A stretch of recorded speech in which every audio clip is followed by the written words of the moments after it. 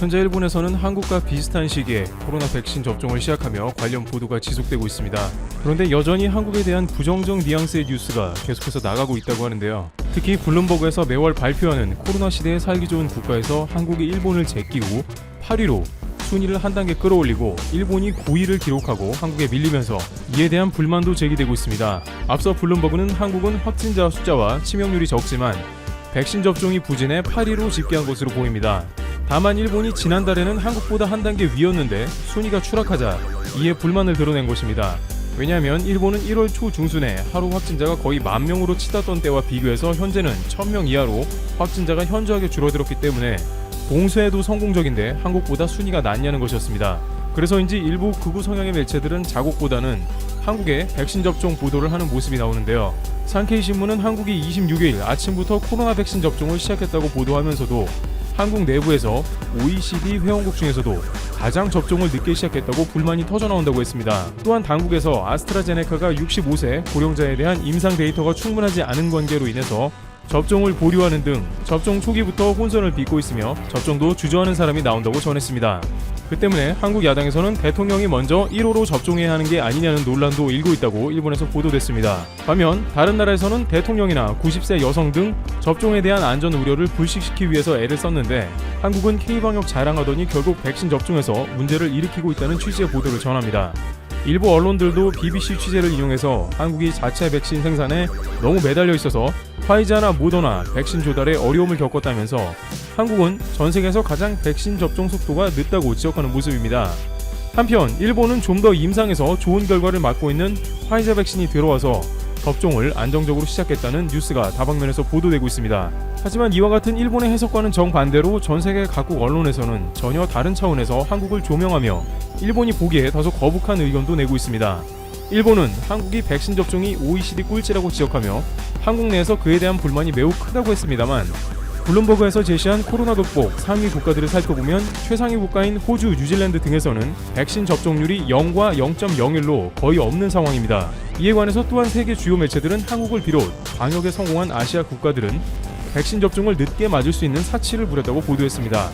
블룸버그에서는 아시아 국가들은 오히려 유럽 등 선진 국가에서 2억 명이 백신을 맞는 것을 지켜봤다며 이들은 2억 건의 사례에서 큰 이상이 없는 것을 확인했고 백신 접종하는데 안도감을 가졌을 것이라고 전했습니다. 미주, 유럽 등 선진국에서는 너무 급하기 때문에 백신을 가릴 처지가 도저히 아니었던 것입니다. 또한 로이터 통신은 일본 언론의 논조와는 달리 한국 일부에서 백신에 대한 거부감은 있으나 대부분 차분하게 백신 접종 차례를 기다리고 있으며 90% 이상이 접종을 원하는 상황이라고 보도했습니다. 또한 일본에서도 스가 총리가 1호 접종을 하지 않았기 때문에 한국 대통령 보고 1호 접종을 왜 안 하냐는 것도 부적절합니다. 일본 내에서도 스가 총리가 왜 1호로 안 맞느냐는 논란이 동일하게 있는 것으로 전해지고 있습니다. 물론 미국이나 유럽 등에서는 대통령 등 지도자 1호 접종을 보여주기도 했는데 이는 당시의 백신 초반 도입기라서 들불처럼 번져나가는 코로나 사태에 국민들을 진정시키기 위한 행동이었지 현재는 2억 명 이상의 백신 접종 사례가 있어 굳이 1호 접종을 보여줄 필요는 없으며 현재 한국의 백신 접종은 원활하게 이어지고 있다는 설명입니다. 실제 한국에서 초반 백신 접종 대상자의 아스트라제네카 백신의 접종 동의율이 93%이며 화이자 백신의 접종 동의율이 95%로 일본에서 이야기하는 혼란은 없는 것으로 알려졌습니다. 코로나19 예방접종 대응 추진단은 요양병원 등 1차적으로 진행되는 백신 접종이 순조롭게 진행되며 일부 기저질환자를 제외하고 대부분의 인원들이 백신 접종을 하겠다고 답한 자료를 제시했습니다. 또한 일본 역시 화이자 백신이 7,200만 도스가 연내에 들어올 예정이라고 합니다만 아스트라제네카도 6천만 도스를 주문해 놨기 때문에 결국 한국과 크게 다를 점이 없다는 점도 있거니와 현재 특수 주사기가 없어 그나마 화이자 백신의 6분의 1은 그대로 버려야 하는 상황이 나오고 한국의 백신 주사기까지 애원하고 있습니다. 따라서 일본과 한국은 백신 접종 상황 시기도 비슷하여 대동소이하거나 오히려 앞으로 특수 주사기로 인해서 한국이 더욱더 백신 낭비를 하지 않으면서 원활한 접종으로 일본보다 앞설 것이라는 전망도 나옵니다. 정은경 질병청장을 비롯해서 독일의 메르켈 총리는 일본 일부 언론 등에서 지적했던 백신 접종 상황에 우려되는 각종 의견에 대해 정반대의 의견을 제시하는 모습을 보여주면서 한국의 백신 접종에 대해 거론했는데요. 정은경 백신 접종 추진 단장 겸 질병관리청장은 이번에 접종되는 백신은 식품의약품안전처의 3중 검증 절차를 거쳐 허가되었거나 WHO 세계보건기구에서 안전성과 유효성에 대한 검증을 거쳐 사용 승인된 백신이고 전 세계적으로 이미 많은 사람이 접종받았다며 집단 면역 형성을 위해 접종 순서에 해당하는 분들은 접종에 적극적으로 참여해달라고 요청하기도 했습니다. 또한 질병청에 따르면 한국은 속도로 일본을 압도할 것으로도 보입니다. 일본에서 OECD 꼴찌인 한국이라고 지적했습니다만 질병관리청의 코로나 백신 접종 계획에서 확인되는 한국의 접종 계획은 하루에 2에서 3만 명가량으로 파악됩니다. 그런데 일본은 한국보다 백신이 10일 내외로 먼저 들어왔으나 여러가지 행정상 과정이나 백신 당사자 확인 등 절차상 문제가 복잡하여 한국에 하루 만에 따라잡힐 예정입니다. 고노다로 행정개혁상 겸 백신 담당상은 그나마 2월에 들어오기로 한 백신이 4월 말까지 지연되었다고 전하며 연신 죄송하다는 언급을 반복하고 있는 상황입니다. 심지어 한국은 늦게 백신 접종을 했지만 전 세계에서 최상위권의 속도로 집단 면역을 달성할 수 있다는 의견도 제기되고 있습니다. 왜냐하면 한국은 수차례 접종 시뮬레이션은 물론이고 질병청에서 개개인과 가정 단위로 계속해서 접종 관련 안내 문자를 발송하고 있고 전국 단위 하루 만에 이루어지는 택배 시스템과 화이자의 경우 영하 20도 내외로 운송 조건이 완화되는 등 속도만큼은 그 어느 나라도 따라오지 못할 정도로 백신이 빠르게 공급될 수 있다는 전망이 나옵니다. 한국에 있어서는 백신 안전성을 검토한 게 중요한 것이 OECD 꼴찌로 접종을 시작한 것은 오히려 자랑이라는 뜻입니다. 다만 오히려 해외에서 일부 백신 공급에 차질이 생기면 접종은 다소 늦어질 수 있겠지만 한국에서도 백신 생산 중이고 얀센과 노바백스 등이 더 수입되게 되면 이제는 본격적으로 준비해놓은 특수 주사기를 이용하여 백신을 한 방울도 낭비하지 않은 채로 동네 구석구석마다 갖춰진 병원과 접종시설 등에서 빠르게 접종을 전개하며 세계에서 가장 최상의 속도로 집단 면역을 갖출 수 있을 것으로 예상하고 있습니다. 정은경 질병청장은 이에 관해 빠르면 9월이나 늦어도 11월엔 집단 면역을 목표로 한다며 백신 접종 플랜을 발표했습니다.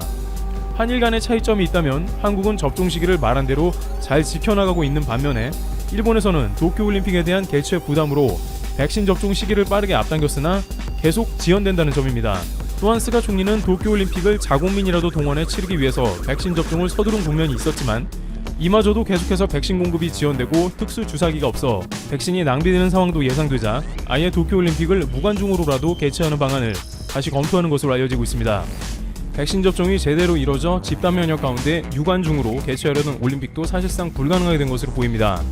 또한 일본에서 한국은 다들 꺼리고 있는 아스트라제네카만 접종한다는 의견을 제시했습니다만 독일 메르켈 총리는 현재 백신을 고를 때가 아니다 라면서 최근 언론과의 인터뷰에서 아스트라제네카 백신은 유럽의약품청이 승인했다면서 효과적이고 안전한 백신임을 강조했습니다. 유럽에서도 아스트라제네카 백신을 회피한다는 질문에 대한 대답입니다. 또한 영국 가디언지도 프랑스 마크롱 대통령의 경우 아스트라제네카 백신이 제공되면 기꺼이 접종하겠다라면서 고령층을 제외하고는 아스트라제네카 백신을 맞는 것에 아무런 문제가 없음을 직접 지도자들이 밝히는 상황입니다. 이처럼 일본에서 각종 한국에 대한 부정적인 보도를 내는 것은 아무래도 최근 자민당 등 보수 지지층에서 한국이 태도를 고치지 않으면 상대를 안 해주겠다고 으름장을 놓는 등 최근 한일 간의 최악의 외교 국면으로 다시 돌입하면서 언론들까지 한국 때리기에 가세하며 각종 근거 없는 의견들을 모아 보도하는 것으로 보입니다. 지난 12월 한국은 백신 확보가 제로이고 일본은 1억 4천만 개를 확보했다며 사실상 일본 방역이 승리했다는 보도가 나갔던 일본 당국이 한국이 오히려 접종 속도에서 압도하며 일본을 가볍게 제친다는 국면을 맞고 있는 상황입니다. 방송에서는 화웨이가 스마트폰 사업부에서 일부 구조 조정에 나섰다는 소식과 메모리 반도체 수요의 조기 반등 가능성에 대해서 말씀을 드리겠습니다. 좋아요, 구독 한 번씩만 부탁드리면서 자세히 들어가 보겠습니다. 로이터 통신에서 흥미로운 보도가 나왔습니다. 미국과 중국의 갈등, 미중 갈등의 직격탄을 맞고 있는 중국의 화웨이가 최근 자사의 서브 브랜드를 매각할 것이라는 소식이 보도가 되었는데요. 화웨이의 중저가 스마트폰 브랜드인 아너가 그 대상으로 꼽혔습니다. 로이터의 보도에 따르면 화웨이가 중국 내의 다른 전자 유통업체인 디지털 차이나 그룹 등과 스마트폰 브랜드인 아너를 놓고 매각을 논의 중이라고 하는데요. 이 정확한 매각 규모, 대상은 정해지지 않았지만 아너라는 브랜드에 속한 연구 개발 인력, 공급관리 인력 등이 모두 포함될 것으로 전망을 했으며 대략적인 매각 액수는 3조 원에서 4조 원 정도로 추산이 되고 있습니다. 현재 유력한 인수업체는 디지털 차이나로 알려져 있고 그 외 화웨이와 스마트폰 사업을 놓고 경쟁하고 있는 중국의 샤오미나 전자업체 TCL 역시 인수를 원하는 것으로 알려졌습니다. 이와 같은 화웨이의 선택을 놓고 여러가지 해석이 가능하겠습니다. 화웨이는 작년부터 줄곧 미국으로부터 표면적으로는 안보상의 이유로 극단적인 제재 조치를 당하고 있었죠. 미국 반도체 기업들과의 직접적인 거래가 완전히 끊겼고 TSMC로부터 핵심적인 반도체 칩셋 등을 위탁 생산해서 공급받아오고 있었는데 이러한 공급 구조가 완벽히 막힌 상태입니다. 미국의 원천 기술이 조금이나마 들어간 반도체 제품이라면 미국의 허가 없이는 화웨이에 공급할 수 없을 만큼 사실상 화웨이의 손발은 완전히 묶인 상태인데요. 이러한 상황에서 현재 사업을 이 동일한 규모로 유지하기 어려운 화웨이가 적극적으로 구조 조정에 나선 것이라는 해석이 지배적입니다. 화웨이가 사업의 우선순위를 재설정하고 있다는 것이죠. 이 플래그십 스마트폰 시장, 고사양 스마트폰의 제조는 이어가되 상대적으로 수익성, 그 중요도가 떨어지는 중저가 스마트폰 시장은 어느 정도 그 점유율을 포기할 것으로 보입니다. 화웨이가 매각하는 아너라는 브랜드 역시 중저가 스마트폰을 주력으로 만드는 서브 브랜드이기 때문이죠. 화웨이가 여전히 이 플래그십 스마트폰 시장에 미련을 갖고 있다는 증거는 이번 하반기에 이 메이트 40 새로운 고사양 스마트폰을 출시하기 때문인데요. 화웨이는 오는 22일 메이트 40을 예정대로 공개할 계획이라고 밝혔고 자체 모바일 AP인 기린 칩이 들어가는 마지막 스마트폰이 될 전망입니다. 미국의 규제가 이어지면서 화웨이는 자체적인 운영체제인 훅먼과 자체 AP인 기린 칩셋을 사용할 수밖에 없었는데요. 그동안 화웨이는 그 자회사인 하이실리콘을 통해 제품을 설계해서 TSMC 측에 위탁 생산을 맡기면서 기린 칩셋을 제조해 오고 있었지만 이제는 그마저도 불가능해졌기 때문에 기린 칩셋을 더 이상 공급받기도 어려운 실정입니다. 화웨이는 미 상무부의 반도체 공급 중단 정책이 시행되기 직전 TSMC 측에 막대한 주문을 넣은 것으로 업계에서 알려져 있는데요. 한마디로 규제가 통과되기 직전에 영끌 구매를 한 셈입니다.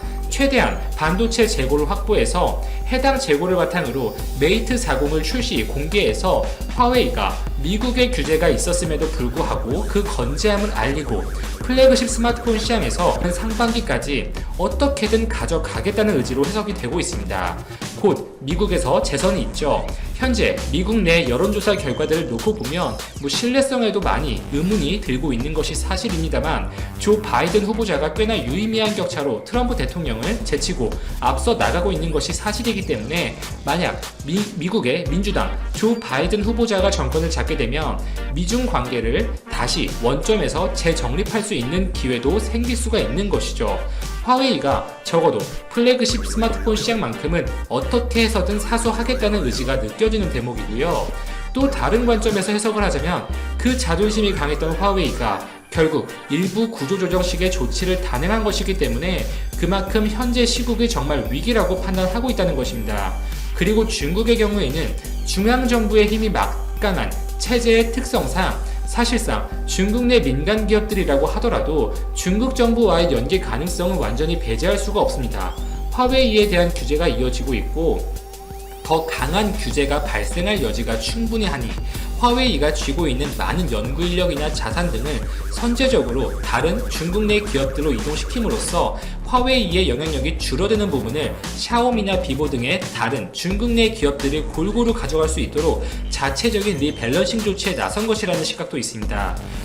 화웨이로부터 아너가 독립되게 되면 이 미국산 부품을 구매하는 데 있어서 제재 대상이 되지 않기 때문에 중국 전체적으로 볼 때에는 다른 기업들로 대체해서 중저가 스마트폰 시장에서도 중국의 영향력을 발휘할 수가 있다는 것이죠.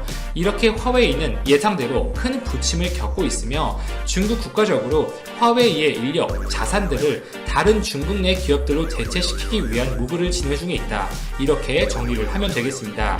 다음 소식입니다. 하반기 들어서 메모리 반도체의 가격 약세가 심상치 않죠. 당초 상반기부터 예상이 되고 있었던 부분이고 특히 서버용 드램의 가격 약세는 많이들 예상을 하셨을 부분입니다. 실제로 디램 익스체인지에 따르면 서버용 디램의 고정 가격은 올해 4월에서 6월, 즉 2분기에는 이 바이러스 사태로 인한 비대면 수요의 급증으로 수요가 공급을 추월하면서 가격이 140달러를 돌파했었는데요. 7월부터 감소 추세를 그리고 있고 9월에는 122달러까지 가격이 떨어진 상태입니다. 3달 연속 하락하고 있고 대략 고점 대비 15% 정도 가격이 빠졌는데요. 이 낸드 플래시와 D램의 가격 역시 8월부터는 보합 상태를 유지하고 있지만 2분기 대비 5%에서 10% 정도 가격이 떨어진 상태입니다. 특히 서버용 D램의 경우에는 일반 PC용 D램에 비해서 수익성이 큰 고부가가치의 제품이기 때문에 서버용 D램에서 약세를 보이면 기업의 전체 실적과 직결될 수도 있다는 점에서 많은 분들이 우려의 시각을 표출하셨죠.